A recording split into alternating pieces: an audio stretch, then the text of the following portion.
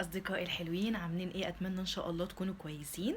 بالنسبة للسؤال ده، إحنا اتكلمنا في الموضوع ده قبل كده، بس إحنا كنا بنتكلم أكتر على جامعات، مثلا زي في تركيا أو في الأردن أو في ليبيا.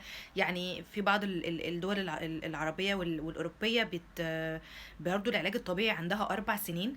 فأنا صراحة يعني تفاجأت إن إيطاليا تكون العلاج الطبيعي فيها 3 سنين. بس أوكي، يعني خلينا نوضح الموضوع ده. إحنا نزلت فيديو قبل كده ان اي حد هيكون الكليه بتاعته، عدد الساعات بتاعتها وعدد سنوات الدراسه اقل من مصر، فبالتالي هنبقى عندنا شويه مشاكل بس في الاعتراف بالشهاده. لغايه دلوقتي مفيش حاجه باينه ولا قرار واضح يقول انتوا هيتعمل معاكوا ايه عشان ترجعوا مصر فيبقى شهادتكم معترف بيها وتاخدوا شهاده مزاوله المهنه.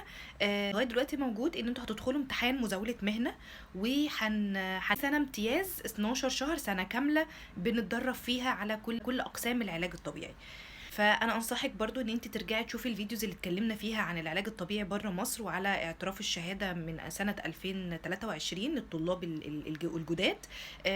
وان شاء الله يكون الامور سهله يعني، وما تشيلوش هم. يعني فكروا ان انتوا بس تكونوا بتخلصوا دراستكم وتكونوا شطار، علشان ان شاء الله حتى امتحان مزاوله المهنه ما يكونش بالنسبه لكم عائق. بس كده معلوماتنا النهارده خلصت. اشوفكم في فيديو جديد.